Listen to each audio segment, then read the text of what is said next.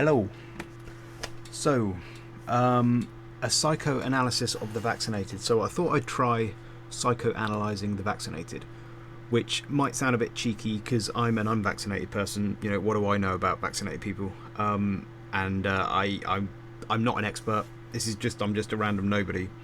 These are just my thoughts, but and I'm probably going to end up revealing more about myself than anybody else.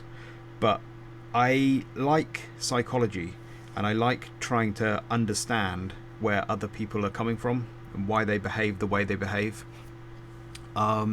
Because, you know, it's easy to think that people who think differently to you are just either stupid, lazy, evil, or mad, something like that. It's very easy to put those labels on them. Whereas in reality, I think that's probably unlikely. And when you can empathize and understand where somebody's coming from, often the reasons why people behave the way they do differently to you is they usually have sincere motivations, and it's usually coming from places of, you know, loneliness and fear and anxiety and things like this, and people are just trying the best they can with what they got. So I like to try and understand why people behave the way they behave, but we've got a weird situation at the moment because in my mind there's a lot of I'm on the unvaccinated side, and I just can't fathom why. I can't fathom the other side of things. And we have this problem at the moment, though, because we seem to have these two camps. I've called it vax and unvax, but it's just general in society. But both think the same of each other, which is that, you know, so the unvaccinated side, they say, oh, we've got all this science on our side, that's why we're right. But then the vaccinated side say, well, we've got all this science on our side as well. And then, you know, but the unvax say, oh, yeah, but you're spreading misinformation. But then they say, no, you're spreading misinformation. And then we say, oh, you must be deluded or brainwashed or something. But then they say, you're deluded and brainwashed. And we're not really getting anywhere because both seem to have the exact same thoughts of each other. And I want to talk about mass formation later as well. You know, the unvaccinated side have started accusing the vaccinated side of mass formation psychosis. But the way the vaccinated have responded to that is by saying, well, that actually sounds a lot like the way we view you guys. And so we're not really getting anywhere, and it's a very gaslighting situation to be in. So how do we solve this? And it's this question of, like, how do you know if you're deluded or not? Because one of us are, the vaccinated or the unvaccinated, can't both be right. Like, the vaccines can't be both safe and not safe if the definition of safe is the same. One of us is at least more deluded than the other. But, you know, there's very extreme differences in these two groups, and it's not just in this, but in society in general. But so how do you know if you're on the deluded side? Because one of us are. And I think if you're not willing to even entertain the possibility that you yourself might be the deluded one, then that might be a sign itself that you're in the deluded camp, because it shows that all you care about is being right rather than the actual truth. But at the same time, it's very understandable that you'd be reluctant to do that, because we're in this weird situation in society where I feel like a lot of my beliefs are the equivalent of believing that 2 + 2 = 4, and there's this whole group of other people who think that 2 + 2 = 5, and it's like there's no compromise there. It's just like insanity. But the weird thing is that their group think the opposite. It's like they seem to view reality as 2 + 2 = 4, and they think that I'm the one who thinks 2 + 2 = 5. And so there's this real strange society has become very extreme, very polarized, and very strange situation. And what do you do about that? And well, I don't think it's necessarily that one side has gone psychotic. I mean, possible, I don't know, but like they're just seeing things and the other side is saying it. Sometimes it feels more to me like we've got the same facts, but each person magnifies or suppresses certain facts to fit their own agendas of what they want, you know. So both sides can have the exact same facts, but some facts, the vaccinated side magnify these bits of science and these bits of fact, and then other bits of information they suppress and deny, and then the unvaccinated side do the opposite. And so we end up with these two gargantuan different beliefs that are based on the exact same facts, just because of the way we've magnified different elements of the thing. Possibly, I don't know. But it's tricky. But in my instinct, my feeling, my judgment is that the vaccinated side of this are the ones who are more deluded. But I'm biased, so who knows? That is what a deluded person would say, wouldn't they? So I want to go into it though, because how do we solve this? And to me, there are some solutions that I can think of. You know, because you would instinctively think, well, let's just put the science on the table. But obviously, you know, we've got all this science, but the vaccinated think they've got all their science as well. So the classic Enlightenment way, I'm no expert again, but my understanding of it is that what you have is debate. You know, you've got all your science, we got our science, let's debate it, let's put it to the test, let's compare it, let's use argument, and try and use science to prove to the other person who's right. And I like that. But the problem with that is that the unvaccinated side are very happy to debate. They want to debate. Steve Kirsch is offering £1 million for anyone to debate him. But the vaccinated side don't seem to be so willing to debate.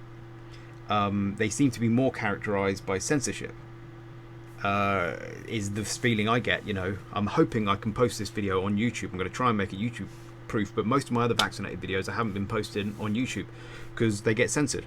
And so you've got that, and that to me is a sign that the vaccinated are potentially on the deluded side of this, because if you had the truth on your side, you would want to debate. What would be so bad about a debate? You would want to show the world that the unvaccinated are wrong. If you've got all this superior evidence, debate it and show and prove to the world that the unvaccinated are wrong, and then you can get more people onto your side. If you fear debate, it suggests that you're, you know, as a general, it suggests that you're more likely on the wrong side. You don't care about truth. You just care about keeping power, being on the right side. So, and this comes on to my second answer to this way of solving it, which is that even though we're very similar in many ways, there are some differences between the two sides, and in those differences you can weed out potential clues as to who's the more deluded than the other. So I'm going to get into that, but I'm going to get into that towards the end, because before we do that, we need to get into the psychoanalysis, like get into it, and then we'll talk about those differences that show who's probably more deluded than the other. So let's get into the psychoanalysis, and I'm going to focus this on this mass formation theory. I had all my own ideas, but this is Matthias Desmet has kind of popularized this now, but it's been going on for years. I think lots of experts have been talking about this. It's a theory that explains things like Nazi Germany and Stalin's Russia, and how people could be so crazy as to go along with it and to hate all the Jews and things like this. And you go back through history, there's loads of examples of human beings doing really mad things. You know, the Salem witch trials and the those it's not Milner, Milgram experiments and things like this. Human beings are nuts, and I am unfortunately a human being, so it's possible I could be nuts. But it's crazy. Human beings do some really crazy things. And this is one of the theories that explains some of it. And it's very good. And in a nutshell, my understanding of it, if I was to sum it up, I think it boils down to like desperation. And what I mean by that is, so the more desperate a human being becomes, the more likely they are to just cling on to anything for hope. The more desperate a human being becomes, the less scrutinous they are of the things that they cling to hope for, because they're desperate. If you're drowning in a river rapids, you're just going to grab onto anything. Tree trunks, rock branches, even like a snake or an alligator's tail. You don't care, you're drowning. You need to just grab onto anything, you're desperate. And a very good way of seeing this is in this clip from Malcolm in the Middle, where Hal goes to a motivational seminar, and there's this motivational speaker, and he berates everybody and breaks everybody down and makes everybody feel awful, and they're absolutely at their rock bottom. And then he has to leave, and he leaves them all in this terrible, distraught state. And then Hal notices, because he wasn't paying attention, he notices, and this happens. So just watch this. So that is an example of somebody when you're in a very, very desperate state, you will believe anything. It's that idea. And it's like used to kind of describe, it's when in societies, when societies get real desperate and that, they start believing in leaders who are very strong and offer authoritarian leaders who offer stability and stuff when at times of uncertainty. And, you know, the left would obviously say, well, Trump was a good example of that, potentially, you know. And also at times of uncertainty, people are more prone to believe in conspiracy theories, potentially as well. It's just this idea of like, the more unstable you are, the more likely you're going to cling to anything that offers you a bit of security. Yeah, that kind of idea. And Matthias Desmet, the theory specifies this kind of form of desperation as 4 particular types: loneliness, meaninglessness, general anxiety, and general frustration. And the anxiety, it's more free-floating anxiety, so it's non-specific. You're anxious, but you don't know why. Just general anxiety. And same with frustration. You're frustrated, but you don't know why. And we've had a lot of that in modern society. So our society has been primed for mass formation, because there's been a lot of loneliness. There's loneliness on the rise. I think Theresa May installed a loneliness minister and all this kind of stuff. Loneliness on the rise.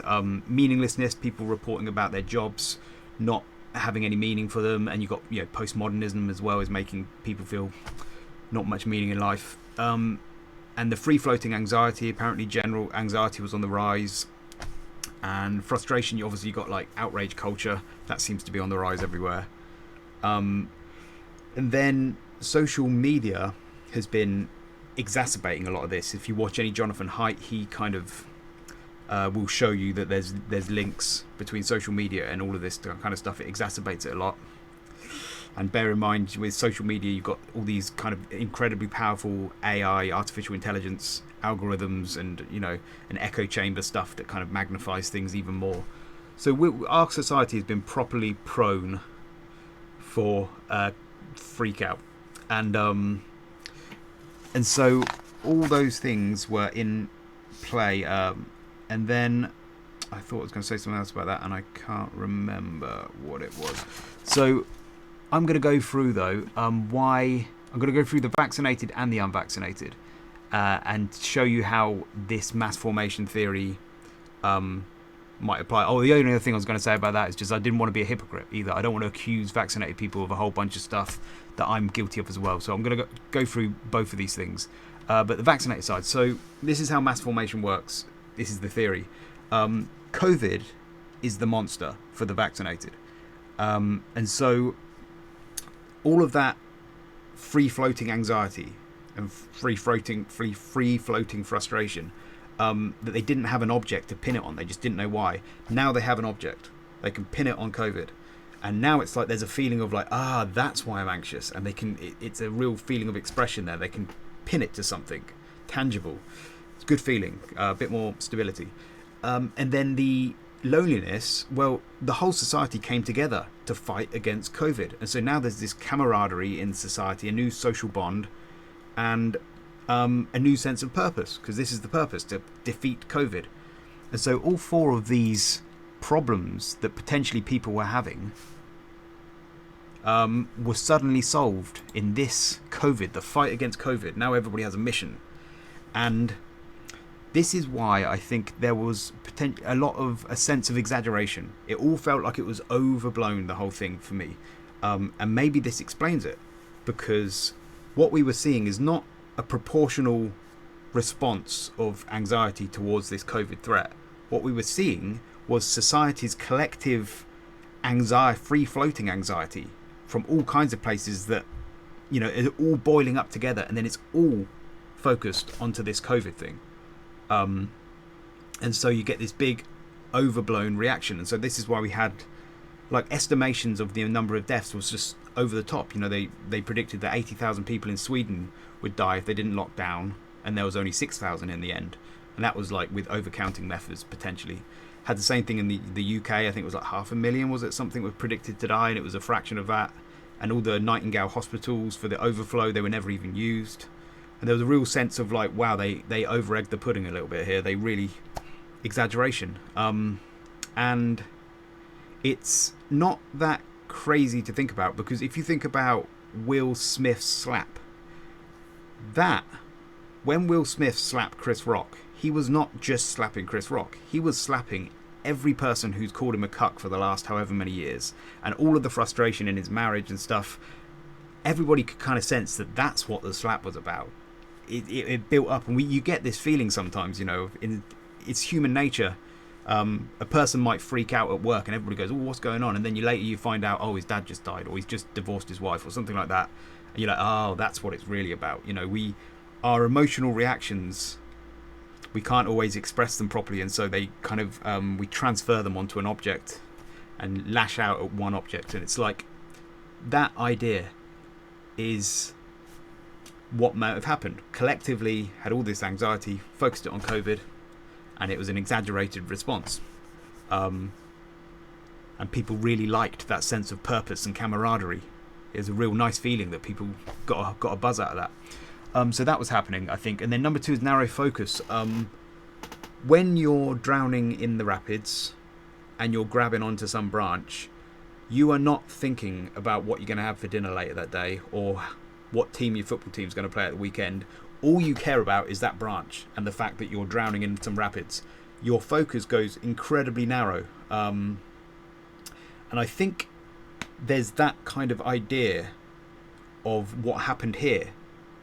People were kind of desperate, and they focused on COVID, and their focus went narrow. And we saw this in things like all of the lockdown measures. Everything was set up to stop COVID, and that's it, irregardless of all the the bad effects that these lockdowns are going to have on the rest of society and the rest of the world. So, for instance, the lockdowns were predicted to plunge like hundreds of millions of extra people into poverty in the third world, kill tens of millions of people, and yet there was not a peep of that in the media. Nobody mentioned it at all. It was like all they cared about was stopping COVID. That was the narrow focus, and they forgot about this whole everything else that was going on. And what was I going to say about that? Oh yeah, because it's like there's hypnotic parallels here in hypnosis, because this is what happens in hypnosis, where the hypnotist will make the participant focus on one thing, and they can narrow a person's focus so much that they can actually perform surgery on a person, cut through their flesh, and the hypnotized person won't even notice it because their focus is so narrow. And you may have even experienced a bit of this in your own life. I found this sometimes where I'll notice I've got a cut on my body somewhere, and I have no recollection of where I got it from. And presumably I must have just been so engrossed in doing something focused. Maybe I was on my bike and I scraped a branch or something, and I have no memory of getting the cut, but I did, and it's like sometimes when you're focused on one thing, you forget everything else.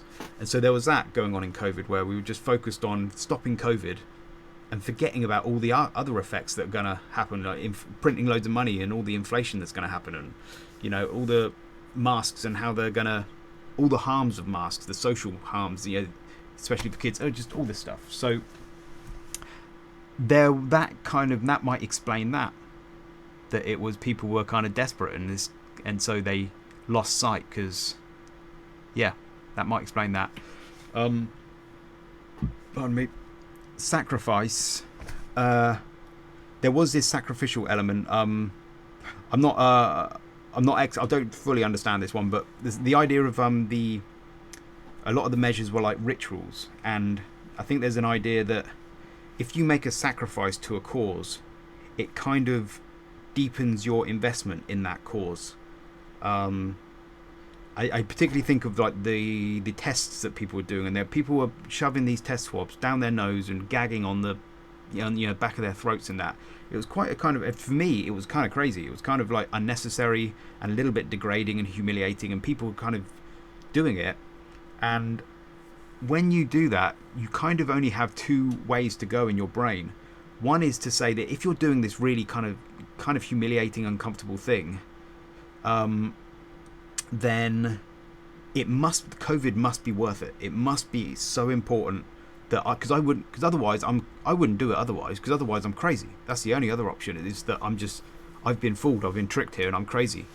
And so once you start doing this kind of sacrificial thing where you're doing something quite uncomfortable, you have to justify it in your mind by saying, oh well, it must be worth it because COVID must be that serious. And same with like the lockdowns and the masks, and then some of the ultimate sacrifices were things like the vaccine. Once you have the vaccine, you have fully sacrificed yourself to this cause. You're invested. You're very invested, because now it's inside your body.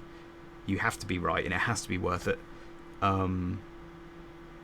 Yeah, I'll come on to say more about that later. But, and then there was children as well. The idea of sacrificing your children, because children weren't affected by COVID. Very little, and even the asymptomatic spread was debatable. As far as I know, it actually wasn't.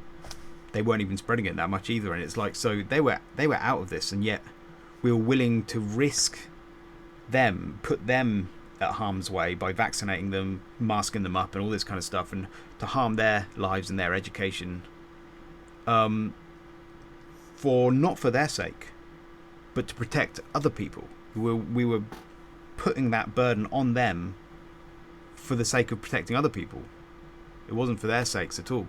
And it's not just a burden, but it was a risk. And so that's quite a big sacrifice. But in their minds, it's like the more you do something like that, the more invested you are in this cause. You're getting deeper into it. So yeah, something going on there. And then the fourth one, the UNVAX threat. Of course, if in this scenario, with all these people, just trying to find the group. Well, there's the group. Can't find it now. They eventually, later on, they came to Hal was starting to kind of lead them, and they were hanging on every word that he said. The whole group, and he was just talking nonsense. But they had found a new hero in him, and they were totally, on every single word he says. If an unvaccinated person, if somebody else comes into that room and says, oh, whoa, what's going on? This guy's talking nonsense. This is crazy. It's going to break their hearts, because they suddenly found this new solution to all of their problems, and they suddenly got this new feeling of like life and everything's working out for them. Anybody that's going to challenge that is going to burst their bubble. And so I think that's maybe why there was such a kind of vicious, defensive kind of feeling towards the unvaccinated. It was like, we have to make sure they get out of our way, don't challenge us, because they don't want their bubble burst. Is that, this is the theory. I don't know, might not be true, but I like it as an explanation. So then maybe that explains why they didn't like the unvaccinated very much. So that's the vaccinated side. On the unvaccinated side, because the unvaccinated side are not necessarily immune to this. It's my feeling that the vaccinated side are showing more signs of this than the unvaccinated side. But we might not have been totally immune to it, and we need to kind of like look into it. So for the unvaccinated side, the monster wasn't COVID, it was tyranny. That was the thing that we were like, oh my god, this is the bad thing. And theoretically, if the same was applied to us, then you could say that all of our collective free-floating anxiety and frustration was now pinned upon something. We've got something to pin it on. It's all, it's tyranny, that's the fear. And then there was a new sense of camaraderie amongst all the skeptics and anti-lockdown people and stuff. New sense of camaraderie and a new sense of purpose. So we would have felt that too. And to be honest, I did feel a little bit of it. Not masses of it, but a little bit. So that could have been there. And then in the area of exaggeration, was it exaggerated? Well, I remember things like the magnet thing is something that I still pees me off And I look back and I think, did I cling to that too readily? Did I accept that magnet thing, too much? I'm still not sure. There's still some dodgy videos out there, but the idea that the vaccines make you magnetic, I think the surface tension explanation was a pretty good explanation. And did I jump on that too soon, too readily? Maybe.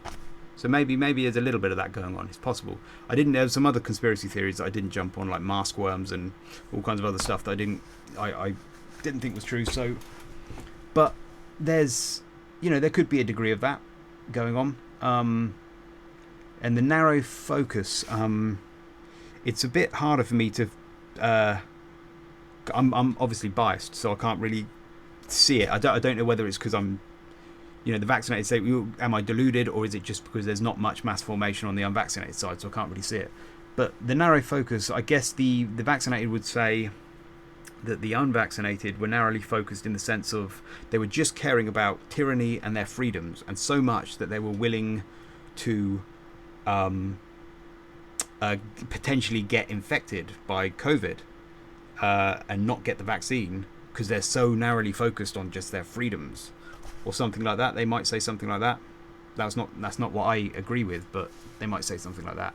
And the sacrifice, again, maybe they're willing to sacrifice them and their families' health and risk getting COVID because they're so obsessed with their freedoms, and possibly there's a sacrifice there, they might say.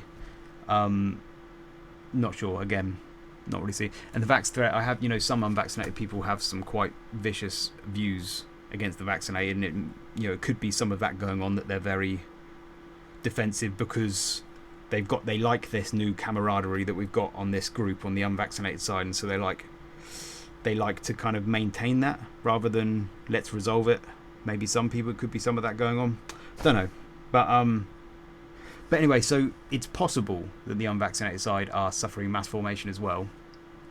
I don't think so, and the reason why I don't think so is because when you go through the differences between the two groups, it strikes me as more likely that the vaccinated side are the ones who are suffering from this.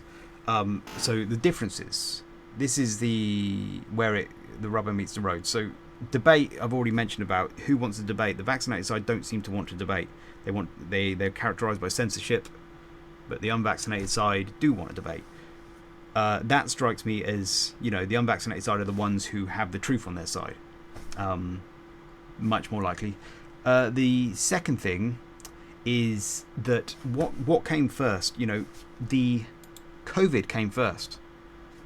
And the mass formation that formed around that, and all the craziness and exaggeration, and the world went mad first, and then the response came after that. And this is how I feel. I feel like the only reason I've kind of got involved in all of this stuff is because I'm responding to the craziness that the world went crazy, and so I had to kind of respond because it was like, whoa, what's going on? That's the only reason I responded, and so I kind of feel like that came first, which is a sign that if that came first, then that's more likely to be the deluded one. But some people might say, well, hang on a moment, it wasn't us that came first. What came first was like Trump. They'll put it back one, and then they'll say, oh, well, no, wokeness came first. And then, oh, no, it was like whatever, white racists or whatever. They just keep putting it back further and further and further. So, not sure, but I would say that in this COVID scenario specifically, that was how it felt to me. The world went mad with COVID first, and then I responded. So that suggests that it's more likely the people who went crazy first, they're the ones who are crazy.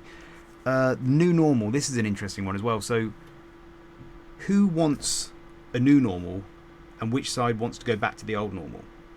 Right? It's the vaccinated side, the pro-lockdown side. These are the guys who, in general, who are talking about a new normal. Whereas most of the people on the unvaccinated side are talking about going back to the old normal.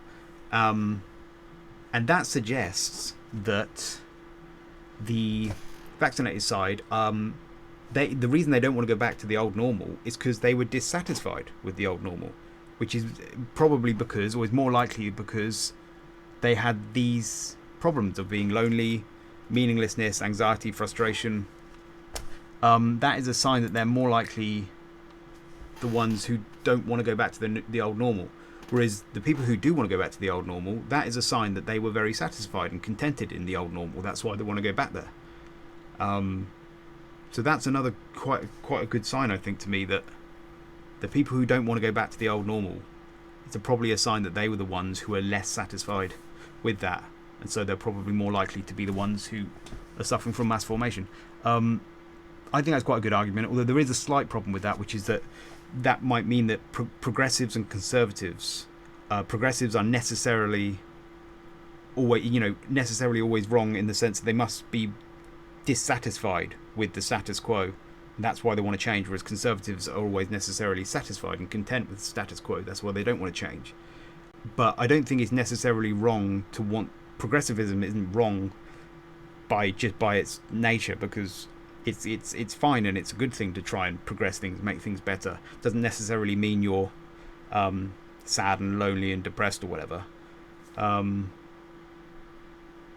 it could do a little bit, but not it's not too much. So that could be an argument against that one there. But still, I think that's a good argument.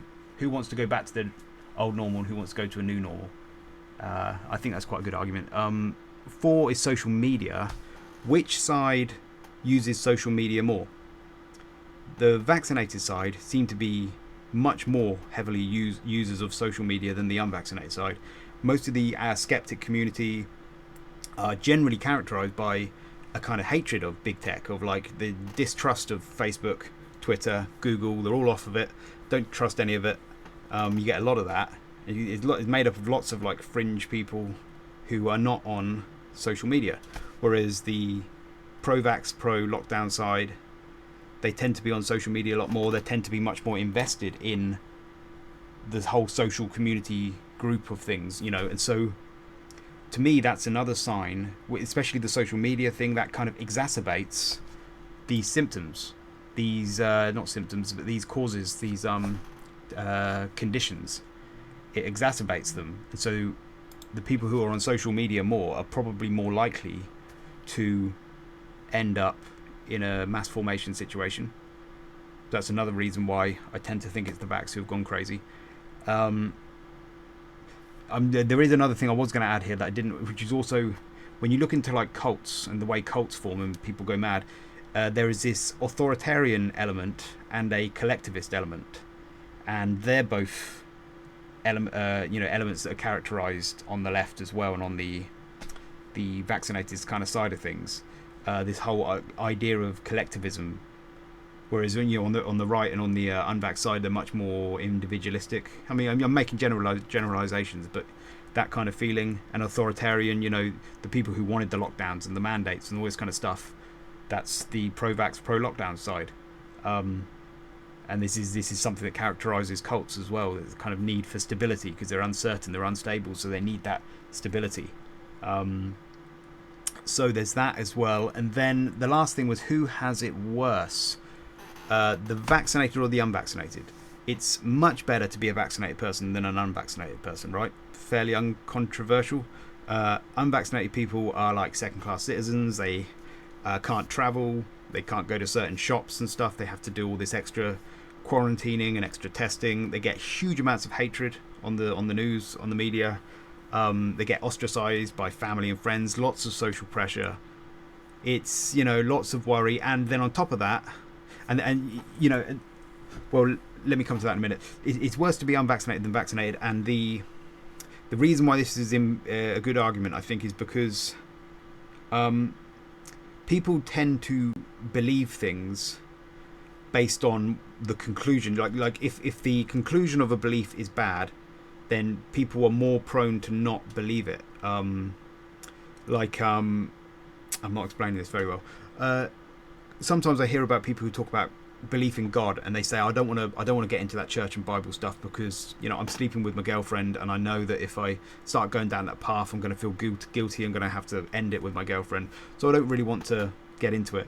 Sometimes I think people believe things because they don't want to accept the conclusions when they know these conclusions are going to be bad, and it might be an intuitive subconscious thing. And this was one of my, before I made this video, this was going to be my big reasons, because to me, it's like for the vaccinated to join the unvaccinated side of the argument, it would mean a lot of bad things. Firstly, you've got the vaccine inside you. So if the unvaccinated are right, it would mean having to face everything the unvaccinated are saying. You'd have to face all of that. And that's like very, very scary because you've got the vaccine inside you. So that's a very big, scary thing. The second thing is that if the unvaccinated are right, then it means that the whole world's leaders, the media, the health service, big tech, big pharma, none of them can be trusted. And some people don't. That's too big of a bubble to burst for some people. That's a very scary thing. People don't want to live in that world. And so that's a hard thing to accept. And then a third thing is, the unvaccinated side are very ostracized in society in whole, in little groups. If you're on Facebook, you're going to be ostracized. Everyone's going to hate you. That's hard for people to accept as well. And so I feel like it might be a subconscious thing for a lot of people, but some people maybe don't want to join the unvaccinated side because of what it would, not because it was whether it's true or not, it's just because of what it would mean. It's too hard for them to swallow. And basically, so who has it worse is like the harder the reality for a certain belief is, the more likely it is that that person is kind of at least sincere in their belief. Like if you think of a person who dies a martyr's death, it may not be proof that they're right, but it's very good proof that they were sincere in their belief. Whereas if you believe something that is very, very comfortable, it's not necessarily, it's not proof that you're wrong, but it's less, I hope I'm making sense. It's less, yeah. Anyway, I'm waffling. I'm getting towards the end of the video. Hopefully this is making sense. Yeah, so I'll come to some solutions. But yeah, so, we've got these differences between vaccinated and unvaccinated. We all think the same, but then there's some differences. And I think these differences weed out why I think that the vaccinated are probably more likely on the deluded side. Yeah. Okay, and then the solutions for this. So Matthias Desmet talks about a few things, bits of advice. So one would be to communicate to the vaccinated would be, don't talk about going back to the old normal, because they don't want the old normal. They were in like a miserable state, And again, it's not just the vaccinated who are in a miserable state. We were all in a miserable state. It was just that maybe there was a critical mass of people in a miserable state more on the vaccinated side. Don't go back to the old normal. Yeah, so they don't want that. So we do have to talk about a new normal. Now, it doesn't have to be like the Great Reset new normal, but maybe we could come up with our own new normal that involves community and purpose and meaning, and get rid of anxiety and frustrations. I don't know. So that was interesting. Number 2, he says, keep speaking out,